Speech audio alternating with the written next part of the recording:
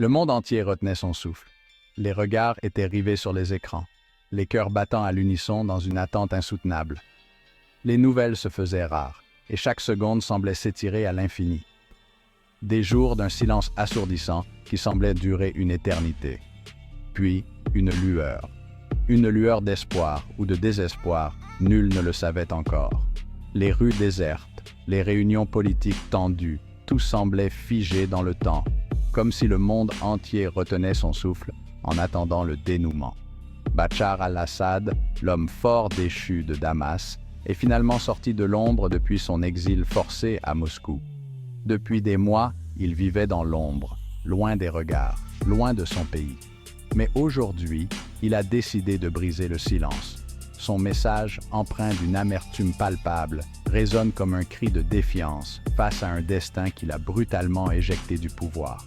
Ses mots sont lourds de sens, chaque phrase soigneusement choisie pour marquer les esprits. Il parle avec une intensité qui ne laisse personne indifférent.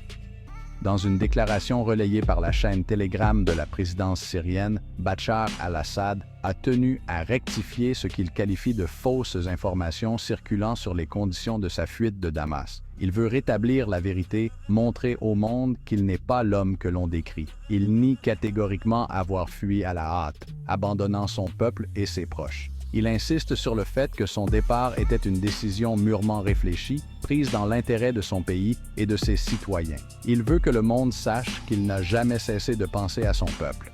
Non, martèle-t-il. Son départ était une nécessité absolue, une décision prise dans l'urgence face à une situation devenue intenable. Il décrit une situation de crise où chaque décision devait être prise rapidement, où chaque instant comptait. Il veut que le monde comprenne la gravité de la situation et pourquoi il a dû agir comme il l'a fait. Le récit de sa fuite, livré avec force détail, est poignant. Chaque pas qu'il faisait dans l'obscurité était empreint de désespoir et de détermination. La nuit semblait interminable, chaque ombre devenant une menace potentielle. Bachar al-Assad décrit des heures terribles, passées retranchées dans la base aérienne russe de Hmeimim sur la côte méditerranéenne.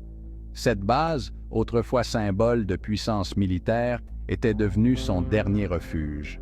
Les avions de chasse, alignés sur le tarmac, semblaient prêts à décoller à tout moment, ajoutant à la tension palpable. Le bruit assourdissant des drones ennemis, la peur au ventre, l'incertitude du lendemain. Chaque survol de drone était un rappel brutal de la menace constante. Les soldats et le personnel de la base vivaient dans une angoisse permanente, se demandant si le prochain drone apporterait la destruction.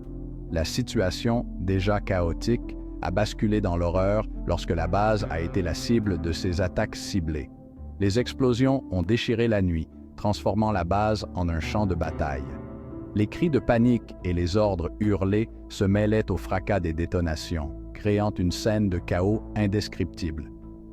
C'est à ce moment précis, assure Bachar al-Assad, que Moscou, craignant pour sa sécurité, a exigé son évacuation immédiate vers la Russie. Les officiels russes, conscients de la gravité de la situation, ont organisé une évacuation militaire rapide. Les préparatifs se sont faits dans l'urgence, chaque minute comptant pour sauver des vies. Un exode forcé, orchestré dans la précipitation et le plus grand secret. Les véhicules militaires se sont mis en mouvement sous le couvert de la nuit, transportant le dirigeant déchu vers un lieu plus sûr. L'évacuation s'est déroulée dans une atmosphère de tension extrême, chaque instant étant crucial. Un départ précipité qui a laissé un vide abyssal au sommet de l'État syrien. Les bâtiments gouvernementaux, autrefois pleins d'activités, étaient désormais déserts. Le palais présidentiel, symbole du pouvoir, se dressait vide et silencieux, témoignant de l'absence de son occupant. Ce vide au sommet de l'État a plongé la Syrie dans une période d'incertitude et de désarroi, marquant un tournant dramatique dans l'histoire du pays. Depuis son refuge moscovite, Bachar al-Assad n'a de cesse de dénoncer la mainmise de terroristes sur Damas. Il pointe du doigt Hayat Tahrir al-Sham, un groupe islamiste radical qu'il accuse d'avoir pris le contrôle de la capitale syrienne. Un discours qui fait écho à celui tenu pendant des années par le régime syrien, qui a toujours cherché à discréditer l'opposition en la qualifiant de terroriste.